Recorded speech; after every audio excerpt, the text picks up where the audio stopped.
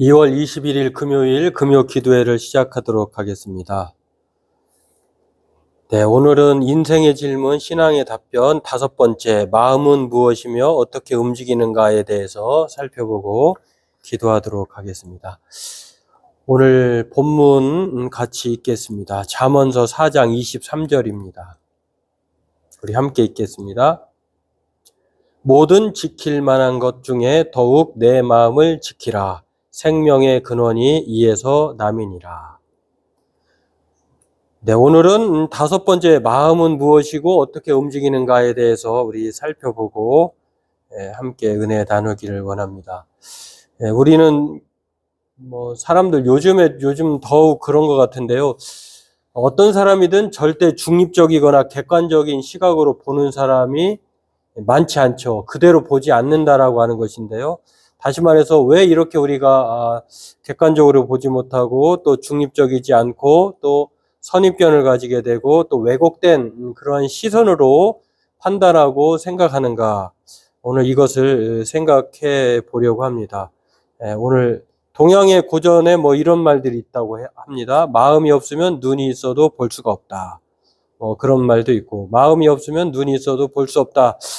이런 뜻인데요. 참 보는 게 아니라 그 보는 것 그 이전에 그 마음으로부터 보게 된다라고 하는, 어떻게 보면은 리트머스 종이처럼 투과돼서 보는 것이다라고 할 수 있는데요. 오늘 이 마음에 대해서 우리가 살펴보고 우리 기도하기를 원합니다. 먼저 마음이란 무엇인가를 생각해 보면은요, 생각이나 의식, 정신, 감정이나 기분, 의지나 결심, 우리말 큰 사전에 이렇게 나와 있습니다. 마음이란 무엇인가에 대한 정의가 바로 그렇고요. 헬라어의 단어에 보면은 카르디아라고 하는 뜻이, 카르디아가 마음이라고 하는 뜻인데요. 그 마음의 뜻을 보면 정신, 사고, 감각, 중심부, 지성, 감성, 욕망의 자리, 이렇게 말을 합니다. 마음의 사전적 의미가 이렇게 생각이나 의식이나 또 정신, 감정이나 기분, 이것을 말한다고 하면, 또 성경에 여러 가지 마음이라고 하는 단어가 물론 이제 카르디아 말고도 여러 단어가 있습니다만, 대표적으로 이 카르디아의 뜻이 우리말 큰 사전과 그렇게 큰 차이가 나지 않는 것을 알 수가 있습니다. 그렇다고 하면은 이렇게 물론 이제 푸시케라고 하는 말은 또 그 육체라고 하는 말도 됩니다만, 정신, 영혼, 마음이라고 하는 뜻을 갖기도 하는데요. 그렇다고 하면 우리가 이렇게 생각하는 이 정의하고 있는 마음, 이 마음은 어디 있을까? 마음의 장소가 어디 있을까? 보통 우리는 마음의 장소 하면은 심장을 가리키기도 하잖아요. 가슴, 마음이 이곳이다. 심장을 가리키기도 하는데, 또는 가슴이나 심장 또는 머리를 가리킨다라고 하는데요. 의학적으로는 마음의 장소를 어디를 가리키느냐? 머리, 이렇게 말을 합니다. 그렇죠. 마음의 장소. 마음이 아프다 하면은 사실은 머리가 아픈 거죠. 그 심장을 박동케 한 것은 뇌가 그렇게 움직이게 하는, 이렇게 말을 할 수가 있는데요. 마음의 장소는 우리의 가슴, 복부 쪽, 이런 뜻이, 이런 곳이 아니라 마음의 장소는 의학적으로는 뇌다, 이렇게 말을 합니다. 이렇게 마음을 상징하는 장기가 그냥 심장일 뿐이지, 그렇게 실제로는 뇌에서 작용을 해서 아프고 또 감정을 느끼고 또 판단하고 불안하고 공포에 떨고 또 혈류량이 많아져서 빨라지고 혈압이 상승하고, 이런 것들이 다 감지되는 것이 뇌로부터 시작된다라고 하는 것입니다. 그래서 마음의 병은 뇌, 그리고 뇌의 활동은 뇌의 활동인 정신병으로 이렇게 말을 하기도 합니다. 마음의 영역은 그럼 어디일까요? 마음이라고 하는 것은 뇌로부터 시작되고, 마음의 장소가, 또 마음이 정말 중요한 것을 알겠는데, 그렇다고 하면 이 마음의 영역은 어떠한 영역일까? 우리가 아까 푸시케나 카르디아라고 하는 말에서도 알 수 있었습니다만, 여러 가지 이 마음의 요소가 3가지가 있잖아요. 근데 그 마음의 요소를 3부분으로 나누기도 하고 2부분으로 나누기도 합니다. 그래서 이 마음의 영역을 2개로 나누면 영혼과 육체, 이렇게 말을 하고요.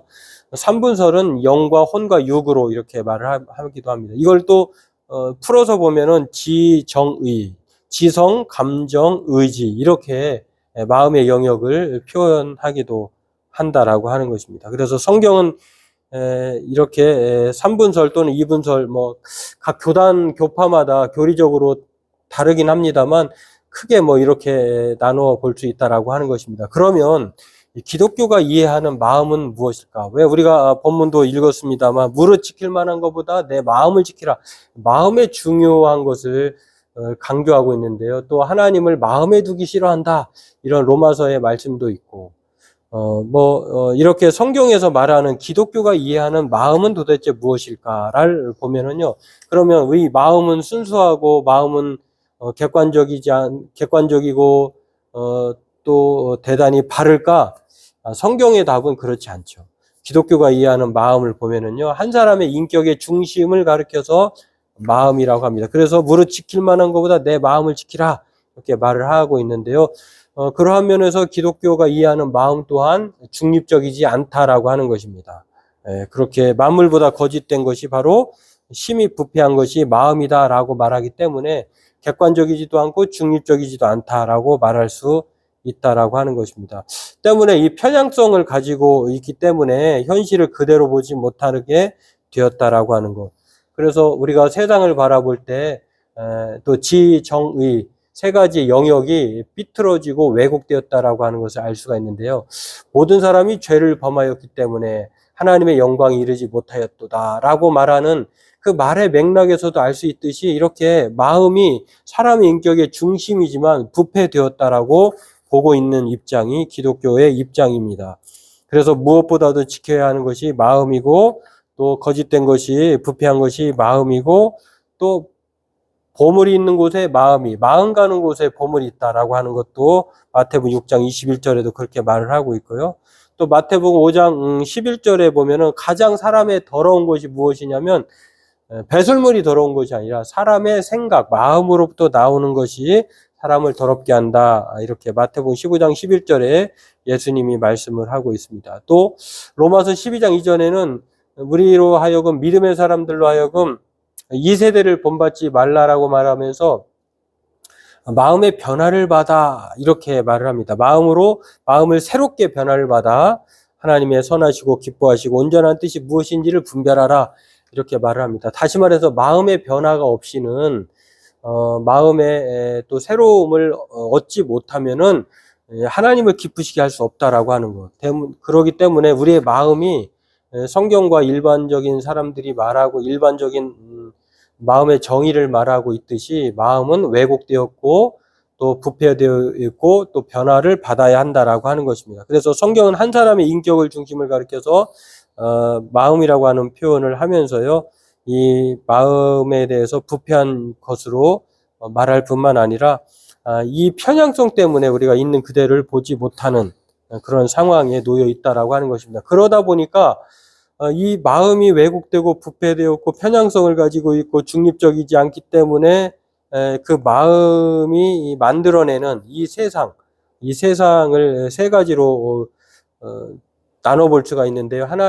그래서 이 세상, 마음을 얘기할 때 이 세 가지 중에 세 번째, 죄된 사회적 영역으로 말을 하고 있습니다. 하나님이 창조한 세계는, 참 심히 좋았죠. 보기에 좋았죠. 그리고 인류도 하나님이 좋았다고 이렇게 칭찬하셨죠. 그러나 그 이후에 죄된 사회적 영역, 다시 말해서 인간의 마음이 부패된 계기가 죄로 말미암아 이렇게 세상이 또 마음이 어그러지면서 세상 또한 이렇게 부패되어졌다라고 하는 것입니다. 그래서 이런 부패된 마음 때문에 이 세상은 바로 하나님을 쫓기보다 하나님을 마음에 두기보다 왜곡된 마음으로 살아가고자 한다라고 하는 것입니다. 그래서 누구보다도 자신이 하나님이 되고자 했기 때문에 그 마음이 부패된 마음으로 이렇게 존재하기 때문에 지배 시스템에 의해 움직인다라고 하는 것입니다. 누구든지 자기가 주인 되려고 하고 또 하나님 노릇하려고 하기 때문에 모든 상황에서 지배 시스템에 의해서 움직인다라고 말한다고 하는 것입니다. 그런데 이 지배 시스템, 왜곡된 마음이 만들어낸 세상은 어떤 세상일까? 그들은 세상에 속한 거로 세상에 속한 말을 하며 세상이 그들의 말을 듣느니라. 예수님이 이 땅에 오셔서 우리가 예수님을 영접하지 않고 또 진리이신 그 예수님의 말씀을 듣기 싫어하는 것은 바로 그 마음이 이미 세상에 속해 버렸기 때문에, 부패되었기 때문이다 라고 요한사도는 말을 하고 있고요. 또 에베소 2장 2절에는 우리의 상태를 가리켜서, 그 마음의 상태를 가리켜 이렇게 말합니다.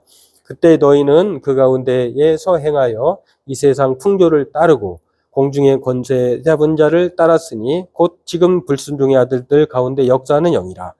우리의 마음이 하나님을 따르지 않고 공중 권세를 잡은 자를 따랐다라고 말을 하고 있고요. 여러 가지 마음의 이 왜곡된 마음, 부패된 마음, 새롭게 변화되어야 할 마음에 대해서 성경은 곳곳에서 경고합니다. 예수께서 이르시되 너희는 아래에서 났고 나는 위에서 났으며 너희는 이 세상에 속하이고 나는 이 세상에 속하지 아니하였느니라 라고 요한복음 8장 23절에 말을 하면서요, 우리가 왜곡된 마음을 버리고 하나님과 원수되었다라고 하는 것 또한 야고보 사도도 말을 합니다. 또 요한복음 15장 18절에 보면은요, 이 세상이 너희를 미워하면 너희보다 먼저 나를 미워한 줄 알라, 이렇게 말씀하는 것을 알 수가 있습니다.